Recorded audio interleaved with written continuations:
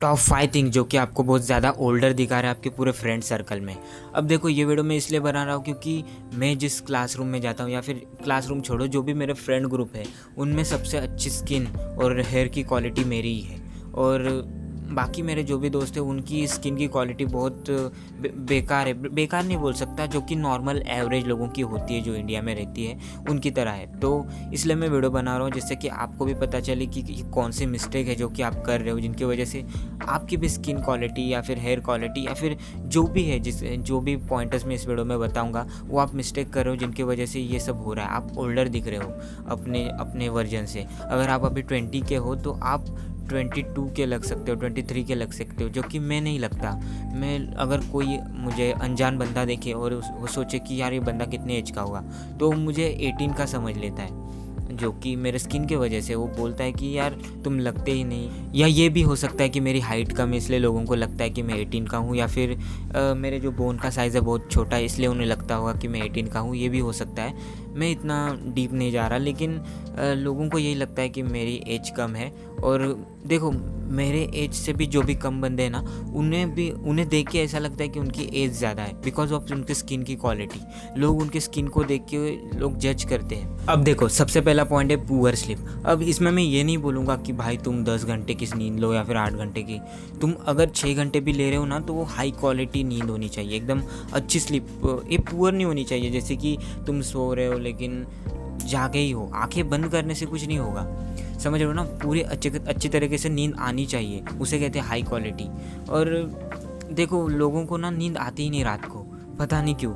लोगों को इतनी ऐसी आदत होगी, मतलब अगर आज तुम सोचोगे, अभी तुम समझो 12-1 बजे तक जागे रहते हो और तुम अचानक से सोचोगे नहीं नहीं भाई ने बोला है तो जल्दी सो के देखता हूँ और जल्दी उठूँगा, लेकिन ये नहीं होगा तुमसे, क्योंकि तुम्हें ना 12 बजे ही नींद आएगी, क्योंकि अभी तुम्हारा वो रूटीन हो गया है। तुम अभी कितने भी 10 बजे जो सोने की कोशिश करो, तुम्हें 11:30 या फिर 12 को ही नींद आएगी।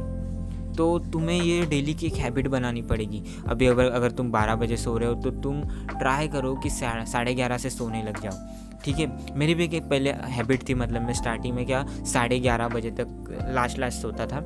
लेकिन धीरे धीरे जब मुझे सुबह उठना पड़ा, जब मुझे कॉलेज जाने के लिए या फिर मुझे काम पर जाने के लिए जब मुझे उठना पड़ता है, तो मैं धीरे धीरे अपना टाइम पीछे लेते गया। मतलब अगर मैं 11:30 को सो रहा हूँ तो टाइम के साथ मैं 11 बजे सोने लग जाऊंगा, या फिर 10:30, 10 ऐसे करके। अब देखो अगर तुम्हें भी ये डाउट आ रहा होगा कि यार ये मेरे सोने से और मेरी एज से क्या फ़र्क पड़ता है, मतलब मैं अगर ज़्यादा नहीं सोऊंगा तो उससे मैं ओल्डर कैसे दिखूंगा, समझ लो ना। तो लोगों को ऐसा भी लगता है, तो उनको मैं बता दूं कि जब तुम नहीं सोते ना भाई, तो तुम्हारे आंखों के नीचे डार्क सर्कल आता है, और वो डार्क सर्कल की वजह से ना वो तुम्हारी एज बहुत ज़्यादा दिखती है। तुमने कभी अंकल आंटीज़ को देखा होगा कि उनके नीचे आंखों के नीचे डार्क सर्कल होते हैं। क्यों होते हैं? क्योंकि उनके ऊपर बहुत ज़्यादा बोझ होता है, उन्हें डेली जल्दी उठना पड़ता है, काम पर जाना पड़ता है, समझ रहे हो ना। और जो हम अपने अडल्ट एज में हैं, समझ रहे हो ना, अडल्ट या फिर टीनेज बोल सकते हो तुम, तो उस एज में अगर तुम्हें थोड़ी ना कहाँ पर काम पे जाना है, तुम बस कॉलेज जाना है, स्कूल जाना है, तो तुम्हारी यहाँ पे डार्क सर्कल नहीं होना चाहिए। अब सेकंड पॉइंट है टू मच स्क्रीन टाइम। अब देखो जो मैंने पहला पॉइंट बताया जिसमें मैंने आपको बताया कि आपकी पुअर स्लीप है, अब ऐसा क्यों होता है एक्चुअली ये सेकंड पॉइंट पे बहुत निर्भर करता है। जब आप रात भर अपना मोबाइल यूज़ करते हो या फिर अपना लैपटॉप यूज़ करते हो, उसकी जो स्क्रीन की जो लाइट हमारे फेस पर पड़ती है, उससे बस हमारे ब्रेन पर या फिर हमारे स्लीप पर कोई परिणाम नहीं होता भाई। उससे ना हमारे स्किन पर भी बहुत ज़्यादा असर होता है, जैसे कि हमारे ना स्किन पर एकदम रिंकल्स पड़ने लगते हैं यहाँ पर, मतलब तुम समझ रहे होंगे यार। अब देखो मैं ये नहीं बोलूँगा कि तुम अपना काम बंद कर दो और बस सो जाओ, मोबाइल रात को यूज़ मत करो। अब देखो कुछ लोगों को ना काम भी होता है, मुझे पता है कि कुछ लोगों को काम भी होता है, कुछ उनका स्टूडेंट्स का वर्क होता है। तो तुम ये कर सकते हो कि तुम ना अपने मोबाइल में जो ग्रे लाइट होती है जो कि हमारे आँखों के लिए बनाई जाती है, जिससे कि असर तो हमेशा वैसा करता ही है, मतलब वो यूज़ करो ना या ना करो, तुम्हारी हेल्थ तो उससे ख़राब होगी, तुम्हारी स्किन की क्वालिटी ख़राब ही होगी। लेकिन जब तुम उसे यूज़ करते हो तो थोड़ा कम असर हो जाता है। तो ये कर सकते हो कि तुम वो लाइट यूज़ कर सकते हो जो येलो कलर की एक लाइट आती है जो कि हमारे मोबाइल में पहले से प्री लोडेड होती है। लाइक क्या कहते हैं उसे, जो आई प्रोटेक्शन या फिर कुछ कहते हैं, आई डोंट नो, लेकिन तुम समझ गए होंगे मैं किस बारे में बात कर रहा हूँ। थर्ड पॉइंट है अवॉइड जंक फूड। अब देखो जंक फूड खाने से बस तुम्हारा फैट नहीं बढ़ता, तुम्हारी एजिंग भी फास्ट हो जाती है, क्योंकि शरीर को ना प्रोसेस्ड फूड मिल जाता है, ऑयली फूड मिल जाता है, उसके वजह से ना हमारी स्किन की क्वालिटी बहुत ज़्यादा ख़राब हो जाती है। और जब तुम फैट हो जाते हो ना, एकदम फैटी हो जाते हो, तो तुम्हारी स्किन की क्वालिटी और ख़राब हो जाती है, क्योंकि ना उसके वजह से आपके जो मसल्स होते हैं ना अच्छे से विजिबल नहीं होते, आपके शरीर पर फैट चढ़ जाता है, उसकी वजह से आपकी स्किन ना थोड़ी और ज़्यादा ख़राब होने लगती है। तो उससे आप अपने फ्रेंड सर्कल में सबसे ज़्यादा ओल्डर भी दिख सकते हो। तो ये ट्राई करो कि तुम खा रहे हो तो खा लो यार, क्योंकि अब मैं तो कोई नहीं होता तुम्हें रोकने वाला, और तुम मेरी बात सुन के रुकने भी नहीं वाले, लेकिन बस ये समझ लो कि थोड़ा कम खाओ। खा रहे हो हफ्ते में एक बार या फिर महीने में एक बार खा रहे हो तो बहुत ही अच्छा है, लेकिन पता है तुम खाओगे तो नहीं, से करोगे तो नहीं, तो हफ्ते में एक बार ट्राई करो यार। अब फोर्थ पॉइंट है रिसीडिंग हेयरलाइन। अब देखो ये इंडिया में ना बहुत ज़्यादा कॉमन हो रहा है, मतलब 4 में से एक बंदे को ना 20s के बाद ही रिसीडिंग हेयरलाइन का प्रॉब्लम हो रहा है, और इनमें से मैं भी एक था, और मुझे भी हो रहा था, क्योंकि ना मैं हार्ड वाटर बहुत ज़्यादा यूज़ कर रहा था और मुझे विटामिन्स की बहुत डिफिशिएंसी हो गई थी। तो आजकल वैसे मैं विटामिन्स के जो हेयर्स के मल्टीविटामिन्स ले रहा हूँ और सीरम भी यूज़ कर रहा हूँ, जिससे कि मेरी हेयर्स अच्छे रहे। और अगर तुम्हें भी रिसीडिंग हेयरलाइन का कोई प्रॉब्लम आ रहा है तो मुझे कमेंट में ज़रूर बताओ, मैं इस पर वीडियो ज़रूर बनाऊँगा, क्योंकि मेरे पास एक गाइड है जो कि कैसे करना है, क्या करना है, कब करना है, इसका पूरा एक सॉल्यूशन है मेरे पास। तुम बताना ज़रूर, मैं उस पर वीडियो ज़रूर बनाऊंगा। मैंने भी कुछ प्रोडक्ट्स खरीदे, जैसे कि एक एंटी डैंड्रफ शैम्पू, एक सीरम, एक मल्टीविटामिन, एक DHT ब्लॉकर, और कौन से कंपनी का लेना है, क्या लेना है, मैं सब बताऊँगा। नो स्पॉन्सरशिप, तो ज़रूर बताना कमेंट में। नेक्स्ट पॉइंट है ईटिंग टू मच शुगर।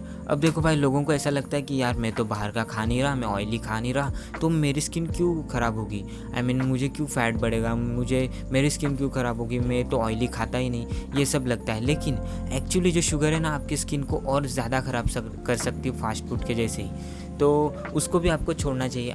अगर तुम खा रहे हो तो खा लो यार, लेकिन ना उसको एक मायने में खाना बहुत इंपॉर्टेंट है। मतलब हर एक चीज़ में यही होता है कि अगर तुम उसे एक लेवल में खा रहे हो ना तो सबके लिए ठीक है, सब ठीक है, लेकिन अगर तुम उसे बहुत ज़्यादा ज़रूरत से ज़्यादा खा रहे हो तो ये तुम्हें दिक्कत करेगी। कुछ लोग ऐसे भी होते हैं कि उनको लगता है ना कि मैं तो फ्रूट से शुगर लेता हूँ, मैं ये जो बाहर के आइसक्रीम वगैरह नहीं खाता।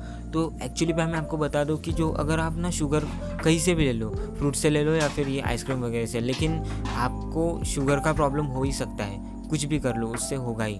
आपको बस ये करना है कि आपको एक सही लेवल में, एक सही मेंटेन जो एक रहता है ना लेवल होता है, उस पर ही खाना है। अब ऑफकोर्स अगर आप आइसक्रीम वगैरह खा रहे हो तो उससे तो आपकी स्किन बहुत ज़्यादा ख़राब हो सकती है, लेकिन दोनों का सेम ही है भाई, अगर तुम फ्रूट से लो या फिर इससे लो। अब लास्ट पॉइंट है आउटडेटेड फैशन। अब देखो भाई, अगर तुम्हारी फाइनेंशियल कंडीशन अच्छी नहीं है, तुम्हारी थोड़ी प्रॉब्लम्स चल रही है, तो तुम इस पॉइंट को इग्नोर कर सकते हो बिल्कुल ही एकदम से, क्योंकि ये इतना मैटर नहीं करता। लेकिन अगर तुम्हारे पास है अच्छे खासे पैसे हैं तो तुम इस पर बहुत ज़्यादा इन्वेस्ट करना, मतलब बहुत ज़्यादा तो नहीं, लेकिन अपने लिए एक अच्छे कपड़े लेना बहुत इंपॉर्टेंट है। मतलब ऐसा नहीं बोल रहा कि तुम बहुत पुराने कपड़े फेंक दो, ये सब मैं बिल्कुल बोल नहीं रहा। मेरे बस कहने का ये मीनिंग है कि तुम एक अच्छे फैशन सेंस को फॉलो करो, एक अच्छे फैशन सेंस को एडॉप्ट करो अपने अंदर, कि तुम्हें क्या तुम पे सूट करता है और क्या नहीं, उन पे तुम्हें एकदम अच्छे से कंट्रोल होना चाहिए, तुम्हें पता होना चाहिए कि तुम क्या कर रहे हो। अब मैंने एक बार देखा था कि एक बंदा था, उसने नए कपड़े ही लिए थे, एकदम नए थे, लेकिन वो उसके फैशन के साथ तो मैच ही नहीं कर रहे थे। लोग उसे बोल रहे थे कि यार तू तो बहुत पुराने ज़माने का लग रहा है, कपड़े तेरे पे सूट ही नहीं कर रहे थे, और जो कि हाँ भाई उस पर सूट नहीं कर रहे थे, क्योंकि उसने जो शर्ट पहना था वो एकदम उस पर सूट ही नहीं कर रहा था। वो जो अगर वो ब्लैक उसकी स्किन है, स्किन टोन अगर उसका ब्लैक है, तो वो जो कपड़ा उस पर पहन रहा था उस पर सूट ही नहीं कर रहा था, इसके वजह से ये सब हो रहा था। तो उसके बाद उसने नए कपड़े लिए और उस पर अभी वो सूट हो रहे हैं। क्योंकि उसने उस टोन में उसकी जो फैशन सेंस है उसको समझा कि क्या पहनना चाहिए क्या नहीं, उसके टाइप से उसने ये सब किया, और इसके वजह से अब वो अच्छे कपड़े पे, मतलब उस पर सूट होते हैं कपड़े। यही तो आप भी ट्राई करना इसी पे कि आप ना आपके ऊपर जो कपड़े जचते हैं उसे ही पहनना।